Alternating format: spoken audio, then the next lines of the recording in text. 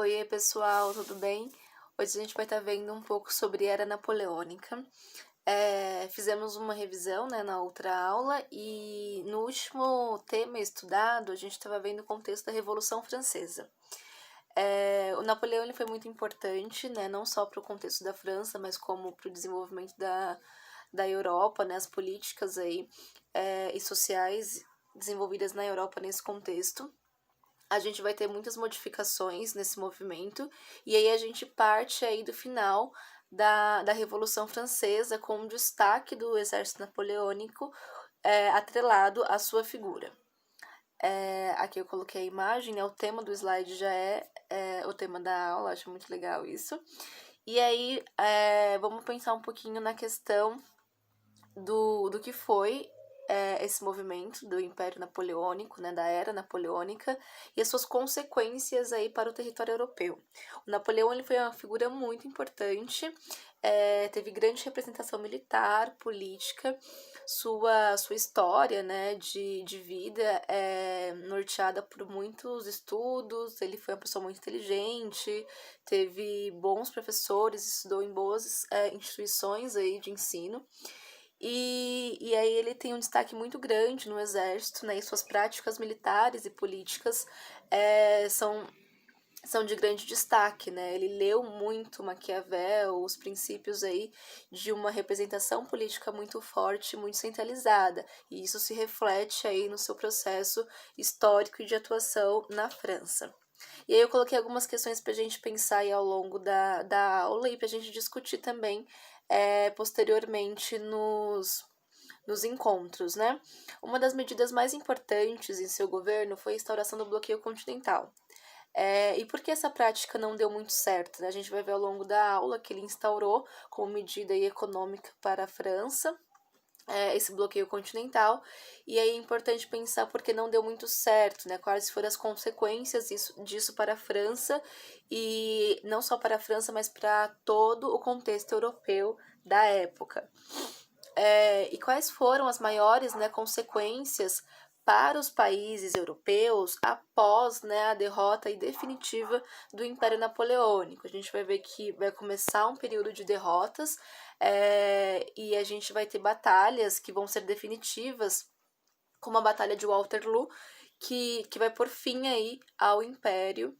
E aí a gente pensar quais foram as consequências disso, né, para o território europeu, o que os países fizeram a partir disso, qual foi o restabelecimento do território, né, político europeu, econômico e social no contexto europeu, após a derrocada, né, a derrota definitiva do Império Napoleônico, quais foram as medidas adotadas a partir disso. Então são alguns norteamentos que é importante a gente pensar, porque houve mudanças significativas e que vai gerar aí um novo caráter de estruturas políticas, né, no século XIX. Então a gente já está passando aí por um momento de transição, e o início do século XIX ele é marcado aí por esses movimentos do Império Napoleônico e por suas consequências. Beleza? Então vamos estar vendo aí. Aí o destaque do exército, né, como eu havia dito, se dá a partir do final da Revolução Francesa.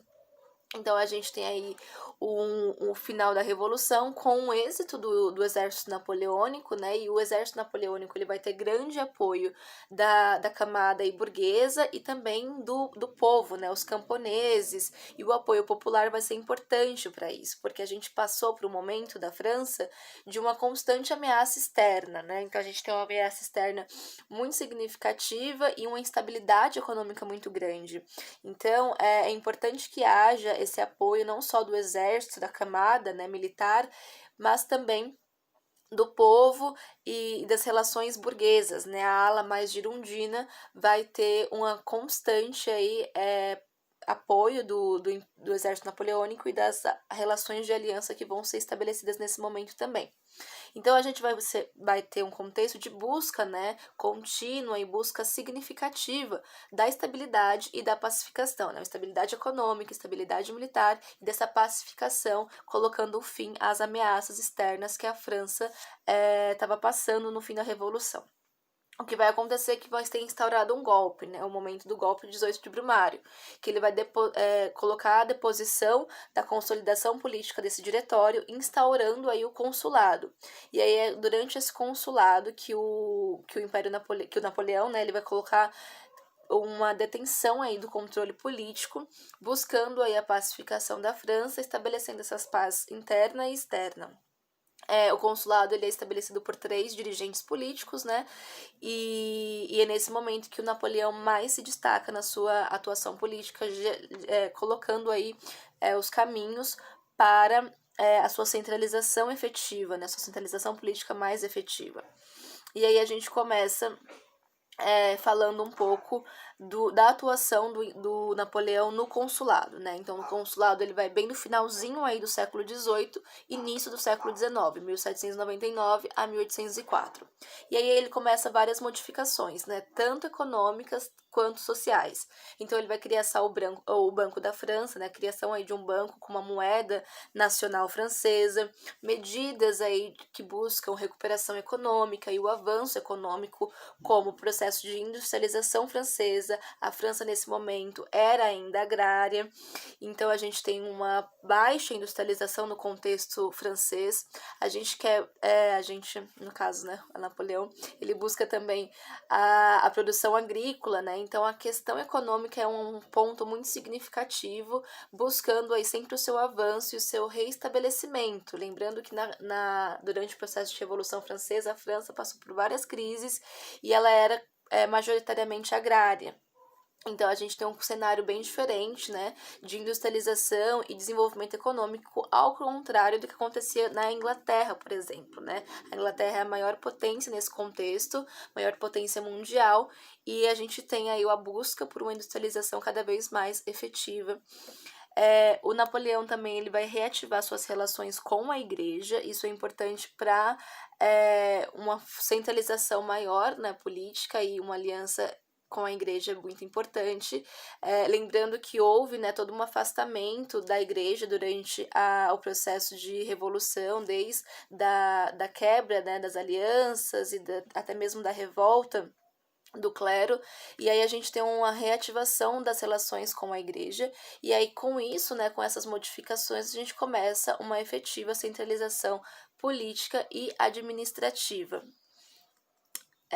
No consulado também a gente vai ter a formação e a promulgação do Código Civil Napoleônico. É um código bastante importante, ele é muito inspirado aí nos regimes, né, políticos, de administração política, e ele estabelece algumas coisas, né, dentre elas a igualdade de todos os indivíduos perante a lei, então aqueles princípios da revolução, né, essa liberdade burguesa bastante buscada nos movimentos revolucionários burgueses, igualdade, liberdade, fraternidade, são os lemas também que o Napoleão continua estabelecendo nas suas administrações e atuações políticas. O direito à propriedade privada, estabelecendo aí fortes alianças com a própria burguesia, a proibição dos sindicatos de trabalhadores e greves, então a gente tem um movimento aí contrário, né, à mobilização da massa trabalhadora e dos grandes trabalhadores. O reestabelecimento da escravidão nas colônias. Lembra que essa escravidão nas colônias ela foi colocada por fim, né, no regime aí durante a Revolução Francesa, e aí a gente tem mais especificamente nos jacobinos, né, na ala jacobina, e aí a gente tem o reestabelecimento dessa escravidão, o que vai, né, causar também grandes conflitos, principalmente na Revolução do Haiti, né? A Revolução Haitiana aí é bastante colocada nesse momento também. A reforma do ensino médio, a gente vai ter uma educação aí como responsabilidade do Estado, isso é importante. Então, a gente vai ter algumas modificações, né, sendo estabelecidas nesse Código Civil Napoleônico, norteadas pelos princípios liberais propostos principalmente a partir da Revolução Francesa e das revoluções burguesas que aconteceram na Europa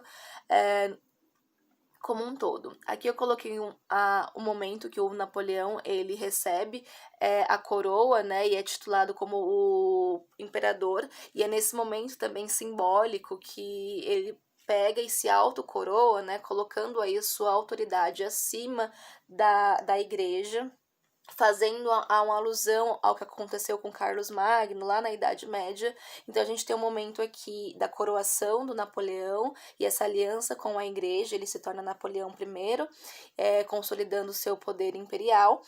E a gente tem a sua intitulação, porque ele pega a coroa, esse auto-coroa, colocando aí o seu poder acima das representações religiosas.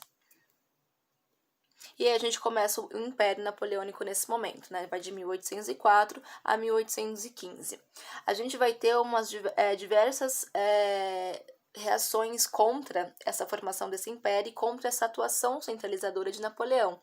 Essas ameaças externas que aconteciam, né, que aconteceram durante a Revolução Francesa, elas começam a se recolocarem novamente, né, e a aliança aí de alguns países que vão formar as coligações e vão ameaçar a França constantemente nesse processo de império napoleônico. Então a gente vai ter esses países que formavam, né, monarquia centralizada e que temiam as mudanças estruturais, as modificações colocadas na Revolução Francesa, eles se uniam, né, em coligações para que houvesse uma atuação contra o Império aí napoleônico. Então vai formar a terceira coligação, basicamente, que é formada aí com a Inglaterra, a Áustria e a Rússia. Colocando o caso aí das monarquias centralizadas mais veemente, né, na atuação da Áustria e da Rússia. A Inglaterra era uma monarquia, como a gente viu o desenvolvimento aí da monarquia parlamentar, mas ela tinha um desenvolvimento industrial muito grande, ela era a maior potência mundial nesse período. Então tinha umas diferenças econômicas entre esses países, mas eram formados por monarquias centralizadas. Então a gente vai ter aqui vitórias napoleônicas, as primeiras batalhas aí sendo colocadas contra essa terceira coligação. A Batalha de Ulm foi contra a Prússia e a de Austerlitz foi contra o Império Austríaco. Então, nessas duas batalhas, começa aí as sucessivas vitórias do Império Napoleônico.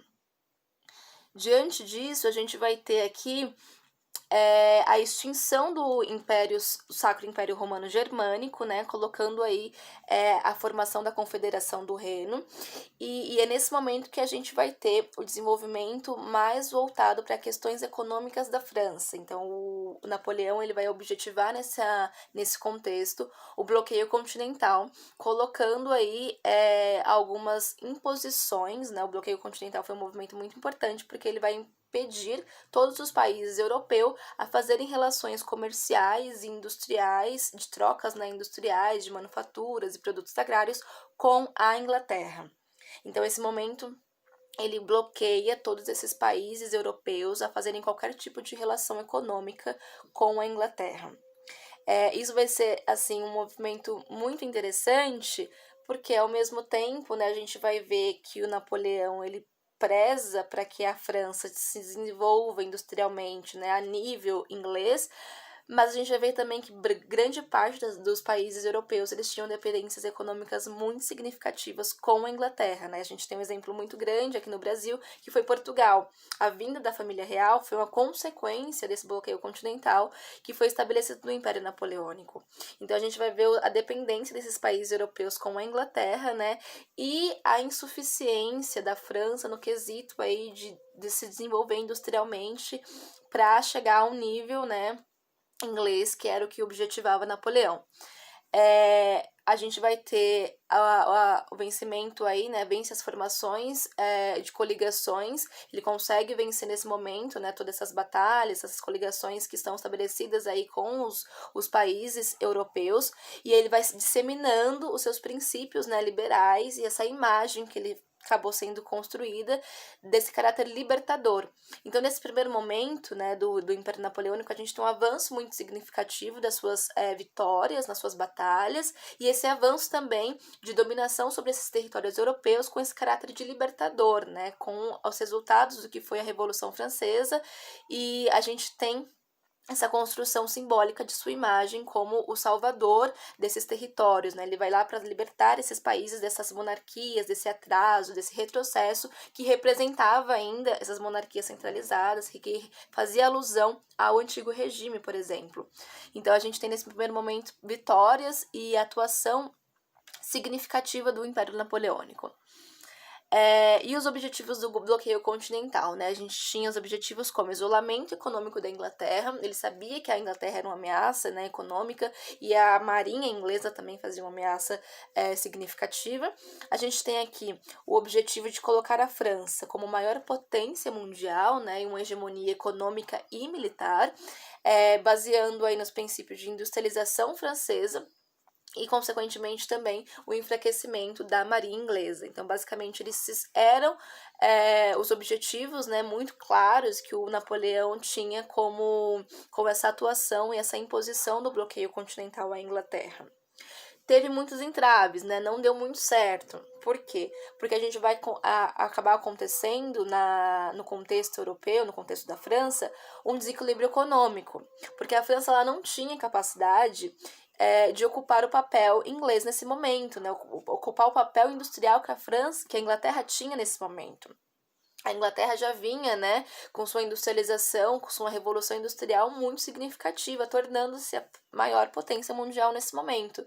E a França não, ela tinha um desenvolvimento agrário maior que um desenvolvimento industrial. Então não tinha condições econômicas e de industrialização da França nesse momento ocupar o lugar da Inglaterra. Posteriormente, talvez, né, se ele tivesse colocado um espaçamento aí maior de tempo, até que a França pudesse se industrializar por completo e depois aplicar esse bloqueio, talvez o bloqueio continental tivesse êxito. Mas nesse momento não houve, porque a França ela não conseguia fazer relações econômicas, né, distribuir as manufaturas e os produtos industrializados para os países que faziam relações com a Inglaterra. Então a gente vai ter esse desequilíbrio econômico que vai ser o responsável, né, de não dar muito certo o bloqueio continental. E aí a gente vai ter aí o domínio também napoleônico sobre a Península Ibérica, né, sobre a Espanha, sobre Portugal, e também sobre a Rússia. E aí, nesse momento, né, quando a gente tem essa expansão cada vez maior do Império Napoleônico, né, atingindo aí a Península Ibérica, atingindo o território russo, é que a gente começa o processo do declínio desse Império Napoleônico. Portugal ele vai sofrer as intervenções, né, francesas, então é esse movimento que dá o processo histórico da fuga da família real para o Brasil em 1808, e aí o Napoleão ele acaba dominando, né, a Espanha, colocando o seu irmão no poder político, José Bonaparte. Vai ter muitos conflitos nesse contexto da Península Ibérica, o que vai fazer com que em um momento histórico o exército aí acabe se dividindo. E vai ter a questão da Rússia também. Então, nesse momento, a gente já vai ter várias questões, não só de um lado da Europa, né, que é o lado da Península Ibérica, como do outro também, que é a invasão russa. A Rússia ela não vai respeitar o bloqueio continental. De início, ela vai tentar, né, colocar algumas relações mais diferentes, colocar relações comerciais que aconteçam no mar e não no território. E isso depois, posteriormente, não vai ser sustentado, ela vai acabar desprezando mesmo o bloqueio continental, e o czar, né, que é o Alexandre I, no contexto aí político da Rússia, ele vai acabar aceitando assim, né, não colocando, não se temendo com as ameaças russas, e aí é quando o Império Napoleônico, o seu exército, se desloca para o território russo. Nesse momento já, né, de conflitos com a Península Ibérica e com a Rússia, a imagem de Napoleão, né, que era colocada como libertador, passa a ser distorcida, né, ela muda. Então ele começa a ser visto como o invasor. Então a gente vai ter vários movimentos aí contrários, mais, né, significativos, e aí a gente vai ter já o início do declínio efetivo do Império Napoleônico. Então a gente vai ter o czar, né, lá na Rússia, desprezou as ameaças de Napoleão e abriu os portos, né, russos mesmo, para o comércio inglês. E aí a gente vai ter já o início do fim.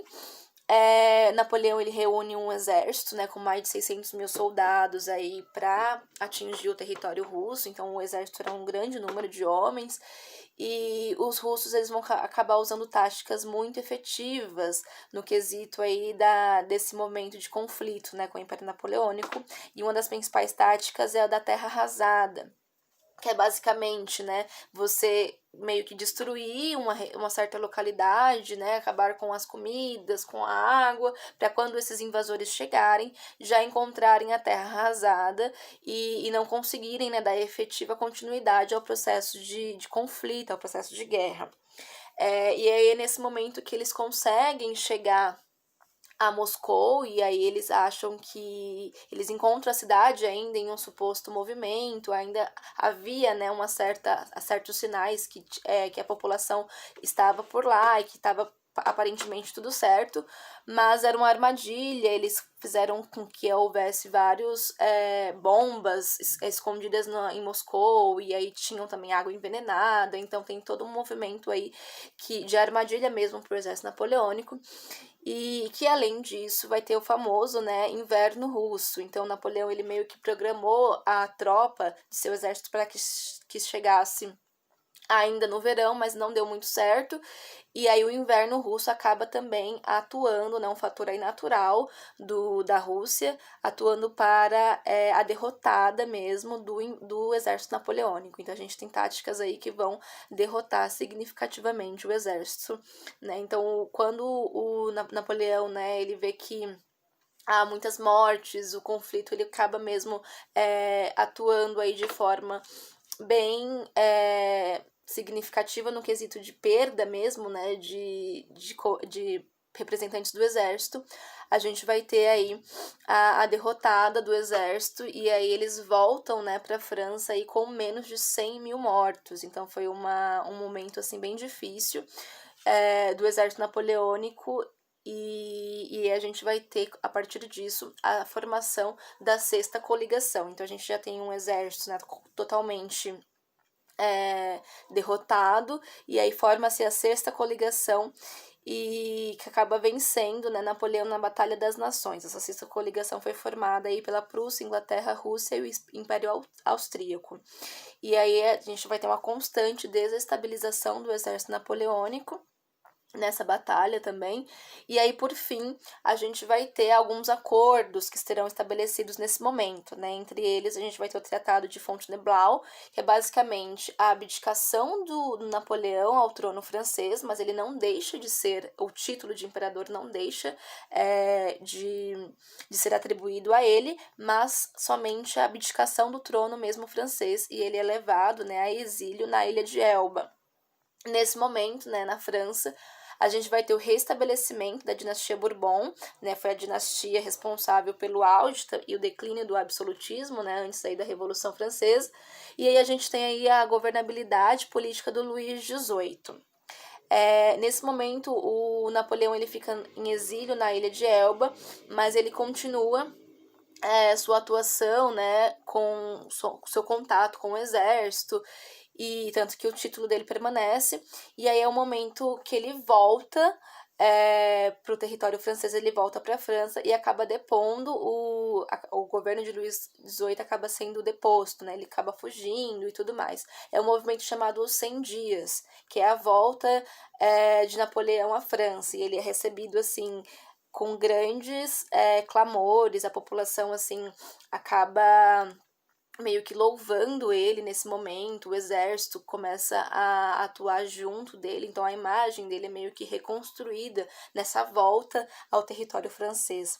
Ele acaba governando aí por basicamente 100 dias, né, 3 meses, e aí é na Batalha de Waterloo, né, em 1815, porque quando ele volta, ele tem uma participação, uma aderência muito grande, né, do exército também e da população no contexto francês. As coligações, né, que ameaçavam externamente, elas se voltam contra esse movimento. E é na Batalha de Waterloo que o exército napoleônico é definitivamente derrotado em 1815. Então a gente tem uma saída, né, o exílio através do tratado, mas aí ele volta, e aí em 1815 que ele é definitivamente derrotado.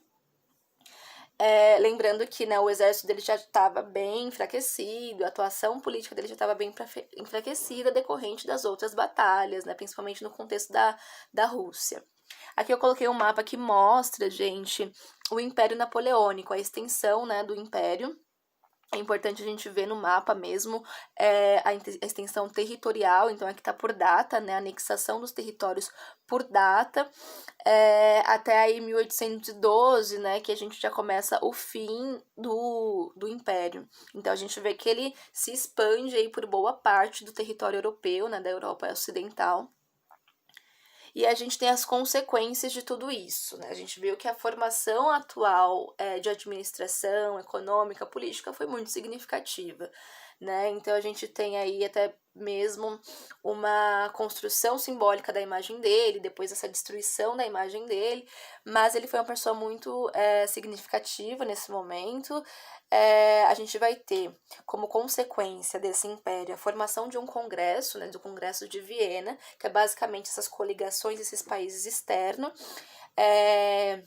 Império Austríaco, Inglaterra, Rússia, Prússia, eles vão formar aí uma formação política, né, para que houvesse uma estabilização político-social nos quesitos, né, de pensamento e de atuação conservadores no continente europeu, pensando aí na formação das monarquias nacionais, pensando naquelas concepções de administração política e social do que aconteceu antes da Revolução Francesa. Então a gente tem um movimento bem conservador com o Congresso de Viena, né? Então eles tinham princípios aí de legitimidade e equilíbrio nesse momento, né? Equilíbrio de que houvesse paz interna para essas fronteiras, né? Restabelecer as fronteiras do território antes da atuação aí do exército napoleônico, legitimando essa atuação dessas monarquias nacionais, da atuação do que foi o regime político e social antes mesmo da Revolução Francesa. Então, a gente tem vários princípios que serão difundidos nesse momento para que houvesse essa restauração, né, no caso desses princípios e esse equilíbrio da Europa, né, respeitando aí a atuação de cada território, de cada espaço. Vão formar também, né, mais puxado pela Rússia, uma Santa Aliança, que é uma aliança militar, né, e a Rússia vai liderar esse movimento, que também objetivava contra manifestações nacionalistas e liberais, lembrando que os princípios da Revolução Francesa, das revoluções burguesas, e o que o Napoleão também pregava, né, durante seu império, era essa questão nacionalista e liberal, né? E os movimentos de independência na colônia. O que vai acontecer é que a gente vai ter o desencadeamento dos movimentos mais significativos de independência na América Espanhola. A gente vai ter também, porque assim, essa Santa Aliança, ela objetivava, né, a questão da recolonização, né? Era uma ameaça muito grande a recolonização da América, colocar os princípios coloniais novamente do que foi aí nos anos anteriores. Então a gente vai ter uma ameaça muito forte na América, né? O que vai influenciar significativamente na independência das Américas. E também numa atuação nacionalista da América, né? Então é nesse momento que os Estados Unidos eles começam a lançar, né, políticas de não intervenção, e a maior delas é a doutrina Monroe, né, que é a América para os americanos. Então vocês europeus fiquem aí nos seus determinados contextos que a gente vai acabar, a gente aqui da América acaba se resolvendo. E isso vai influenciar significativamente esse contexto. Também um movimento nacionalista no próprio contexto europeu. Então acaba que a Santa Aliança, esse Congresso de Viena, eles tentam, né, restaurar políticas mais conservadoras, mas que não vai dar muito certo. E vai acontecer movimentos contrários posteriormente, com fortes ideais nacionalistas e fortes concepções também de correntes liberais em alguns territórios da Europa também. Então aqui a gente vai ter a Europa aí do Congresso de Viena, basicamente essas, né, monarquias, essas potências, né, principalmente a Inglaterra, vão começar a repartir aí o território. A França ela acaba perdendo alguma parte do seu território, mas ela não perde, assim, partes muito significativas, mas ela acaba perdendo como forma de punição. Mas a gente vai ter a repartição aí do território, né, do que restou do Império Napoleônico. A Inglaterra, se eu não me engano, ela é a das que mais saem, assim, beneficiadas desse processo. e depois vocês dão uma olhadinha com mais calma na repartição aí do território europeu, como que ficou após o Congresso de Viena.